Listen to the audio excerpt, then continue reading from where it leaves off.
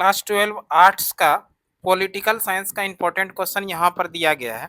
और क्वेश्चन इस तरह से पूछा गया है कि राज्यसभा का सदस्य बनने के लिए न्यूनतम आयु सीमा क्या है। यानी सीधा सा प्रश्न पूछा गया कि राज्यसभा का कोई सदस्य बनना है तो उनके लिए न्यूनतम उम्र यानी न्यूनतम आयु सीमा क्या होनी चाहिए। ऑप्शन इस तरह से, ऑप्शन ए में है 25 वर्ष, ऑप्शन बी है 30 वर्ष, ऑप्शन सी है 35 वर्ष, ऑप्शन डी है 21 वर्ष। आपके अकॉर्डिंग इस प्रश्न का सही उत्तर क्या है कमेंट में जरूर। सबसे पहले तो हम लोग बात कर लेते हैं राज्यसभा के बारे में। ये जो राज्यसभा है इसके बारे में पूरा डिटेल हम लोग कवर करते हैं, उसके बाद हम लोग उस प्रश्न पर आएंगे। इसके पहले राज्यसभा के बारे में जानने से पहले थोड़ा और भी कुछ समझ लीजिए कि ये जो समझ रहे हैं यहाँ पर देखिए, प्रेसिडेंट ये हो गया पी फॉर प्रेसिडेंट, और प्रेसिडेंट यानी राष्ट्रपति, वीपी ये हो गया आपका वाइस प्रेसिडेंट यानी उपराष्ट्रपति है, जी फोर हो जाएगा आपका गवर्नर, गवर्नर यानी राज्यपाल। तो इस तरह से राष्ट्रपति, उपराष्ट्रपति और राज्यपाल, राष्ट्रपति उपराष्ट्रपति और राज्यपाल को बनने के लिए न्यूनतम उम्र जो होना चाहिए वो न्यूनतम उम्र होना चाहिए 35 वर्ष। अगर आप लोगों से प्रश्न पूछा जाएगा बताइए राष्ट्रपति बनने के लिए न्यूनतम उम्र कितना होना चाहिए, तो राष्ट्रपति बनने के लिए न्यूनतम उम्र होना चाहिए 35 वर्ष।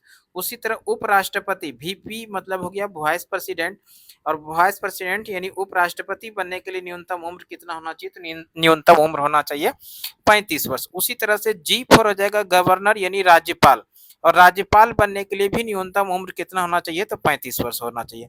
ये तीनों राष्ट्रपति, उपराष्ट्रपति और राज्यपाल बनने के लिए न्यूनतम उम्र कितना होना चाहिए, तो वो होना चाहिए 35 वर्ष। इतना तो क्लियर हो गया। अब देखिए बात करते हैं राज्यसभा सदस्य, राज्यसभा सदस्य और साथ ही साथ विधान परिषद का सदस्य। जिस राज्य के अंदर में विधान परिषद है उस राज्य के विधान परिषद के सदस्य बनने के लिए न्यूनतम उम्र जो होना चाहिए वो होना चाहिए 30 वर्ष। राज्यसभा सदस्य या उसके साथ में जिस राज्य के अंदर में विधान परिषद है उस विधान परिषद के सदस्य बनने के लिए न्यूनतम उम्र कितना होना चाहिए, तो 30 वर्ष होना चाहिए। इसको भी याद रखिएगा। और इसके अलावा हम लोगों को जो याद रखना है यहाँ पर हो जाएगा लोकसभा, एल एस मतलब आप लोग समझिएगा लोकसभा, और भी एस मतलब समझ जाइएगा विधानसभा। यहाँ पर ये हो गया लोकसभा और ये हो गया विधानसभा। किसी भी राज्य के अंदर विधानसभा सदस्य बनना हो या लोकसभा सदस्य बनना हो तो उनके लिए जो न्यूनतम उम्र है तो उनके लिए न्यूनतम उम्र है 25 वर्ष। ठीक है, इसको भी याद रखेंगे आप लोग। यहाँ से इस तरह से प्रश्न आएगा, बताइए लोकसभा का सदस्य बनने के लिए न्यूनतम उम्र कितना होना चाहिए, तो हम लोग करेंगे सीधा 25 वर्ष। उसी तरह से किसी राज्य के अंदर विधानसभा का सदस्य बनना हो तो उस विधानसभा के सदस्य बनने के लिए न्यूनतम उम्र कितना होना चाहिए, तो वो होना चाहिए उनके लिए 25 वर्ष। तो ये पूरा याद हो गया होगा आप लोग को। अब हम लोग बात करते हैं किसी भी राज्य के अंदर पंचायती राज का चुनाव, पंचायती यानी ग्राम पंचायत का चुनाव लड़ना हो, ग्राम पंचायत का। और यहाँ पर आप लोग याद रखिएगा ग्राम पंचायत के अंदर जो कई पद हैं, विभिन्न तरह के अलग अलग पद, जैसे कि मान लीजिए मुखिया है, मुखिया है, सरपंच है, सरपंच है, पंचायत समिति है, वार्ड सदस्य है, पंच है। इसके अलावा भी बहुत से सारा सदस्य उसमें पद होते हैं। अगर किसी व्यक्ति को ग्राम पंचायत का चुनाव में पार्टिसिपेट करना यानी चुनाव लड़ना हो तो उसके लिए जो न्यूनतम उम्र है तो वो है 21 वर्ष। इसको भी याद रखिएगा। ग्राम पंचायत के अंदर किसी भी पद के लिए चुनाव लड़ना है तो उसके लिए न्यूनतम उम्र कितना होना चाहिए, 21 वर्ष होना चाहिए।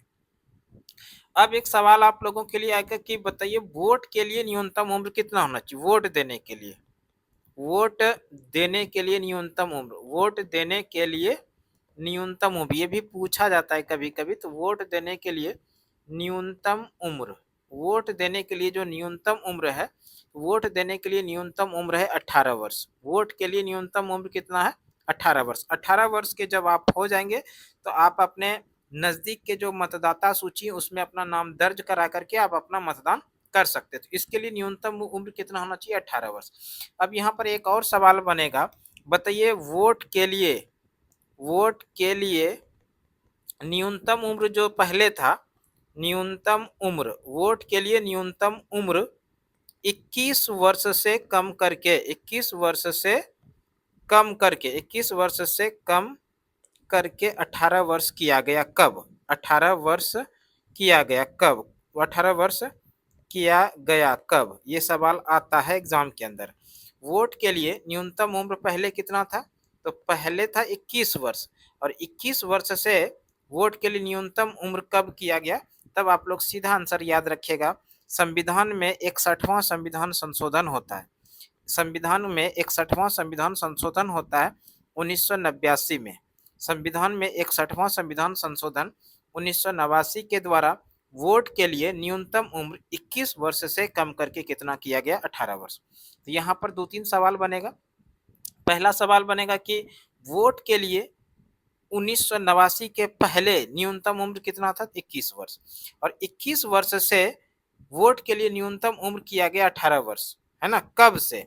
ये 1989 से किया। कौन सा संविधान संशोधन के द्वारा? तो 61वां संविधान संशोधन 1989 में होता है। इसी 61वां संविधान संशोधन 1989 के द्वारा वोट के लिए न्यूनतम उम्र 21 वर्ष से कम करके कितना किया गया? ये किया गया 18 वर्ष। तो इसको भी आप लोग याद रखिएगा। और यहाँ अभी वर्तमान समय में वोट के लिए कितना उम्र है? ये वर्तमान समय में वोट के लिए न्यूनतम उम्र सीमा है 18 वर्ष। ठीक है। अब हम लोग आते हैं राज्यसभा। राज्यसभा जो है, इसके बारे में भी बहुत सारे प्रश्न आएगा, महत्वपूर्ण प्रश्न इस तरह से। पहला सवाल याद रखिएगा, राज्यसभा की बात करें तो ये संसद का उच्च सदन होता है।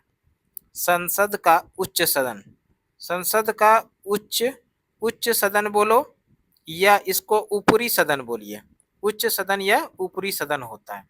संसद का उच्च सदन या ऊपरी सदन जो होता है वो कौन होता है? तो राज्यसभा होता है। राज्यसभा जो है एक अस्थाई सदन है। राज्यसभा क्या है?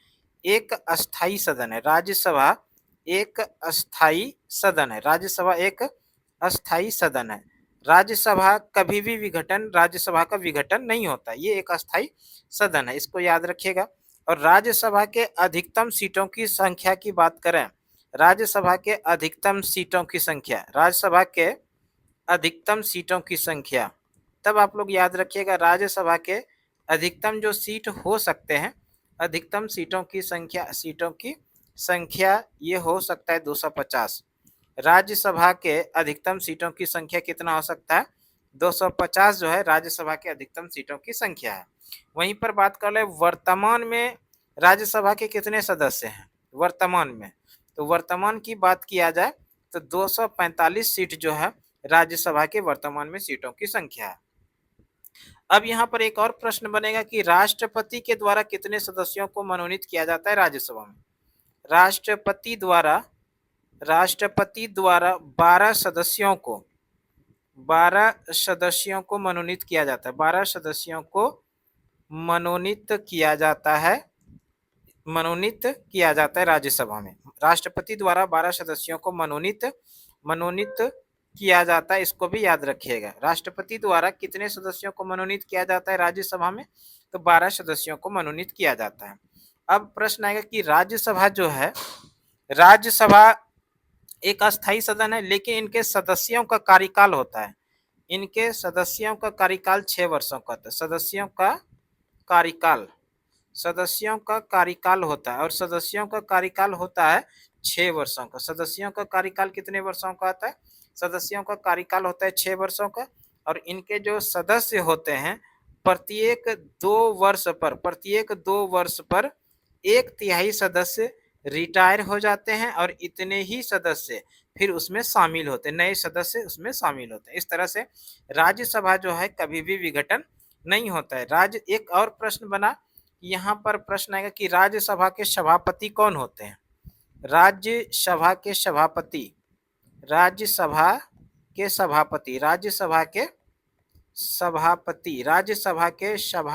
जो होते हैं, राज्यसभा के सभापति वो होते हैं उपराष्ट्रपति। राज्यसभा के सभापति कौन होते हैं? तो जो देश के उपराष्ट्रपति होंगे वही राज्यसभा के सभापति होंगे, इसको भी याद रखिएगा। राज्यसभा के सभापति कौन होते हैं? तो राज्यसभा के सभापति होते हैं देश के जो उपराष्ट्रपति होंगे वही राज्यसभा के सभापति होंगे। तो ये सवाल जो है, सभी जितने भी सवाल थे ये सारा राज्यसभा से संबंधित है। एक और प्रश्न बनेगा, भारतीय संसद की बात करें, भारत का जो संसद है, ये भारतीय संसद में कौन कौन शामिल होते हैं? ये भी बहुत महत्वपूर्ण सवाल है। भारतीय संसद का जो गठन होता है, इसके अंदर में लोकसभा, राज्यसभा, और राष्ट्रपति, ये तीनों मिलकर संसद का गठन किया जाता है। राष्ट्रपति, याद रखिएगा, सीधा सा सवाल पूछा जाता है कि बताइए भारतीय संसद में कौन कौन शामिल होते हैं। तो भारतीय संसद में लोकसभा शामिल होते हैं, राज्यसभा शामिल होते हैं और राष्ट्रपति शामिल होते हैं। ये तीनों को मिलने से, यानी इन तीनों के द्वारा ही संसद का गठन किया जाता है। ठीक है, ये सारा सवाल आप लोगों के लिए राज्यसभा के लिए था और उससे संबंधित। राज्यसभा के लिए क्या क्या प्रश्न था एक बार देख लेते हैं। तो राज्यसभा जो है संसद का उच्च सदन यानी ऊपरी सदन होता है। राज्यसभा एक अस्थाई सदन है। राज्यसभा अस्थाई सदन है, ये कभी भी भंग नहीं होता है। और राज्यसभा के अधिकतम सीटों की संख्या कितना है, तो 250 जो है राज्यसभा के अधिकतम सीटों की संख्या 250 है। लेकिन वर्तमान की बात करें तो वर्तमान में राज्यसभा सीटों की संख्या कितना है, तो 245 जो है वर्तमान में राज्यसभा सीटों की संख्या है। राष्ट्रपति द्वारा कितने सदस्यों को मनोनीत किया जाता है राज्यसभा में, तब हम लोग आंसर करेंगे राष्ट्रपति द्वारा 12 सदस्यों को राज्यसभा में मनोनीत किया जाता है। राज्यसभा के सदस्यों का कार्यकाल कितने वर्षों का होता है, तो राज्यसभा के सदस्यों का कार्यकाल होता है 6 वर्षों का। राज्यसभा के सदस्यों का कार्यकाल कितने वर्षों का, 6 वर्षों का।